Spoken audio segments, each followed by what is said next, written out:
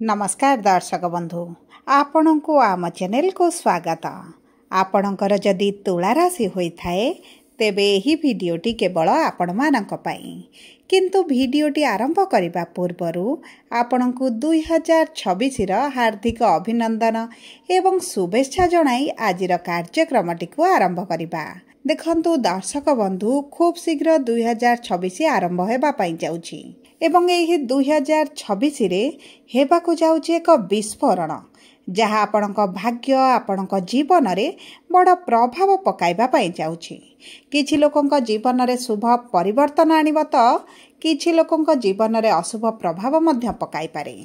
देखंतु एही भिडियो रे आमे जानिबा 2026 रो प्रारंभ रु हेबाकु थिबा विस्फोरण विषय रे जहाँ आपणक आशा ठारू अधिक आपणक जीवन रे तांडव करिबा आरंभ करिबो एवं जहाँ भी समस्या 2025 रे आपणकर जीवन रे थिला ताकू ध्वंस विध्वंस करिबा आरंभ करिबो एवं पुनर्बार खेलिबो आपणक जीवन रे खुशीर लहरी फुटिबो सुखर फूल। तेबे विलंब न करी आसंतु जानिबा एही 2026 प्रारंभ समय आपणकर किभଳି रहिबो एवं किए करिबो आपणक जीवन रे एही शुभ परिवर्तन। विशेष भाव रे केबे ठारू आपणक जीवन रे एही परिवर्तनर प्रभाव पड़िबा पाई जाउछि एवं केते तारीख मध्य रे आपण एही परिवर्तन गुडी को देखिबे। एही सब तथ्य गुडी को विस्तृत भाव रे एही वीडियो रे आलोचना करिबा। ता सहित वीडियो रा शेष भाग रे किछिटा सहज उपाय मध्य आपण को दिया जिवो जहाँ आपणक जीवनर शुभाशुभ फल को दुई गुणित करिबारे बहुत अधिक सहाय्य करिवो। किंतु वीडियोटी को आरंभ करिबा पूर्वरु जदि आपणकर भी तुला राशि होइथाए एवं आपण भी ईश्वर को आंतरिक भक्ति एवं विश्वास करती तेबे वीडियोटी को लाइक करंतु। कमेंट बॉक्स रे जय जगन्नाथ जय मां लक्ष्मी अवश्य लिखि दियंतु। ता सहित आम सह जोगाजोग करिबा पई वीडियोर मध्य भाग रे एक व्हाट्सएप नंबर टिए दिया जाइछि जो नंबर सहायता रे आपण आम सह जोगाजोग करी निजर नूतन कुंडली प्रस्तुत करि परिबे कुंडली विश्लेषण कराई परिबे किंबा आपणकर चाकरी विवाह व्यवसाय प्रेम संपर्क शिक्षा स्वास्थ्य को नहीं किछि समस्या रहिछि ताहार सहजरे एवं स्वल्प मूल्य रे समाधान करि परिबे।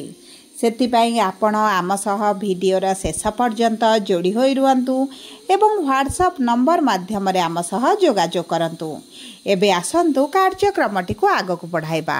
देखंतु आगामी 120 दिन देवगुरु बृहस्पति ईश्वरंक कृपारु निज गोचर रे बहुत अधिक शक्तिशाली हेबा पाई जाउछंती माने चलन रे करिवे बकरी मोड़ एवं यह नवेम्बर 11 तारिख रु आरंभ हुई मार्च मास 11 तारिख पर्यंत रहिबो। तेबे आसंतु जानिबा गुरुंकर एही बकरी चलन एवं उच्च स्थिबा स्थिति रे एही बकरी चलनटी किभଳି चमत्कारी फल आपण को प्रदान करिबो एवं ता सहित जानिबा आपणकर तुला राशि रे केउ गृह रे बकरी हेबे एवं तांकर बकरी दृष्टि आपण को केउ गृह गुडी करे रहिबो एवं कोन परिवर्तन आपणक जीवन रे आनिबे। देखंतु आपणक तुला राशि रे 11 नवेम्बर रु 3 डिसेम्बर पर्यंत गुरु बकरी स्थिति रे रहिबे एवं 3 डिसेम्बर ठारू 11 मार्च पर्यंत आपणकर एकादश गृह रे बा आपणकर मनस्कामनार गृह रे बकरी स्थिति रे रहिबे जो कारण आपण को एही समय मध्य रे चमत्कारी फल प्रदान करिवे।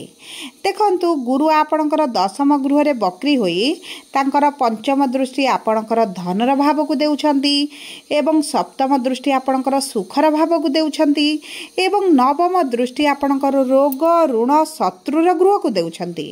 सब परे देखंतु आपणकर दशम गृह हेउची कर्मक्षेत्रर गृह एवं कर्मक्षेत्र रे गुरुंकर प्रवेश करिबा गुरु उच्च स्थिति रे रहिबा सेठारे बकरी हेबा आपणक कर्मक्षेत्र को बहुत अधिक प्रभावित करिबो।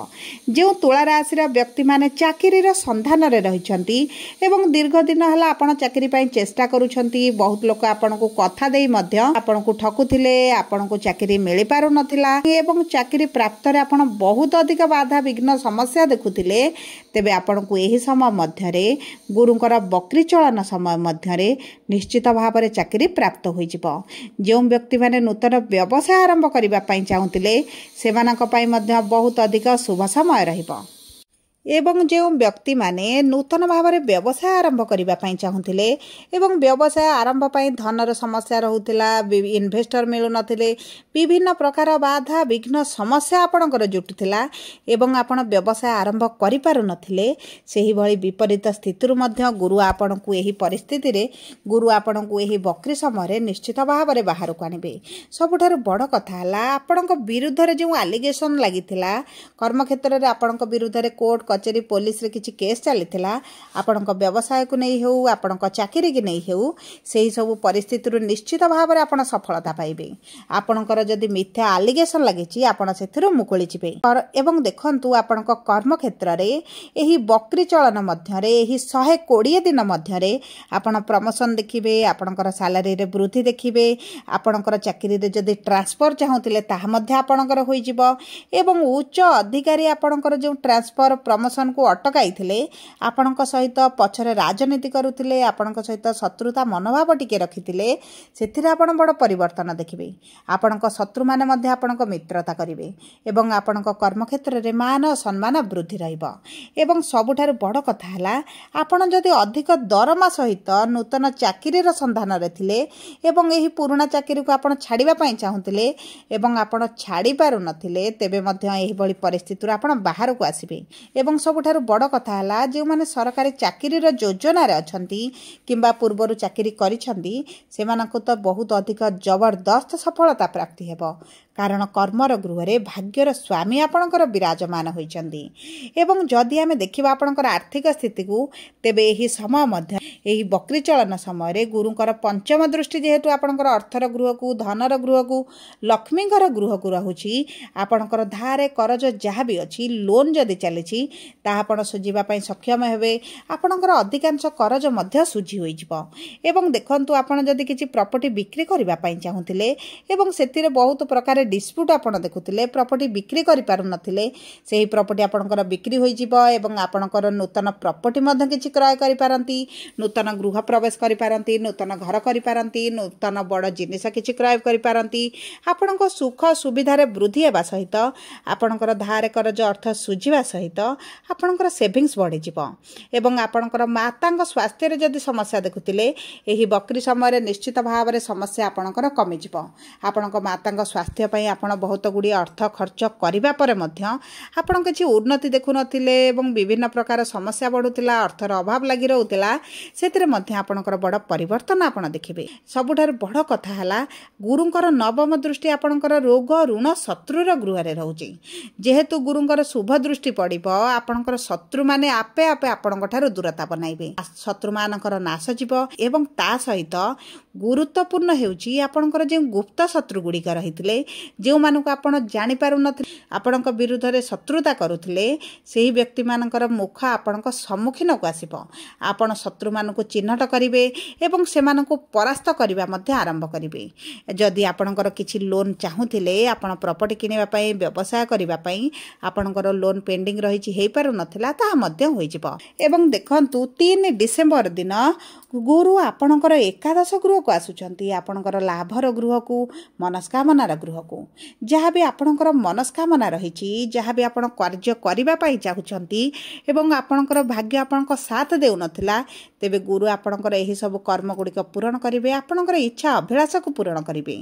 କାରଣ ଗୁରୁ ଆପଣଙ୍କର ଏକାଦଶ ଗୃହରେ ରହି ଆପଣଙ୍କର ବିଜନେସ୍ରେ ହେଉ, ଆପଣଙ୍କର ଚାକିରିରେ ହେଉ, ବଡ଼ ପରିବର୍ତ୍ତନ ଆଣିବେ। ଆପଣଙ୍କର ଯଦି ବିଦେଶ ଯାତ୍ରା କରିବା ପାଇଁ ଚାହୁଁଥିଲେ କିମ୍ବା ବିଦେଶରେ ଆପଣ ରହୁଥିଲେ, ତେବେ ସେଥିରେ ମଧ୍ୟ ଆପଣଙ୍କର ଯାହା ବି ସମସ୍ୟା ଥିଲା ତାହା ଦୂର ହୋଇଯିବ। ଏବଂ ଦେଖନ୍ତୁ ଗୁରୁ ଆପଣଙ୍କର ଏକାଦଶ ଗୃହରେ ରହି ଆପଣଙ୍କର ପଞ୍ଚମ ଗୃହକୁ ସପ୍ତମ ଦୃଷ୍ଟି ଦେଉଛନ୍ତି ଏବଂ ପଞ୍ଚମ ଗୃହ ହେଉଛି ଆପଣଙ୍କର ଶିକ୍ଷାର ଗୃହ, ଆପଣଙ୍କ ପ୍ରେମ ସମ୍ପର୍କର ଗୃହ ଏବଂ ଆପଣଙ୍କର ସନ୍ତାନ ପ୍ରାପ୍ତିର ମଧ୍ୟ ଗୃହ। ଯେଉଁ ବୈବାହିକ ଦମ୍ପତିମାନଙ୍କର ସନ୍ତାନ ପ୍ରାପ୍ତିରେ ବହୁତ ଅଧିକ ସମସ୍ୟା ରହିଥିଲା, ବହୁତ ପ୍ରକାର ବିଧି କରିବା ସତ୍ତ୍ୱେ ମଧ୍ୟ ସନ୍ତାନ ପ୍ରାପ୍ତି ହୋଇପାରୁନଥିଲା, ତେବେ ମନେ ରଖନ୍ତୁ ଗୁରୁଙ୍କର ବକ୍ରି ଚଳନ ଆପଣଙ୍କୁ ଯେଉଁ ଶୁଭାଶୁଭ ଫଳକୁ ପେଣ୍ଡିଂ ରଖିଥିଲେ, ପୂରଣ କରିନଥିଲେ, ସେହି ସବୁ କର୍ମଗୁଡ଼ିକୁ ପୂରଣ କରିବା ପାଇଁ ଆପଣଙ୍କ ବକ୍ରି ହୋଇ ଏକାଦଶ ଗୃହକୁ ଗୋଚର କରିଛନ୍ତି।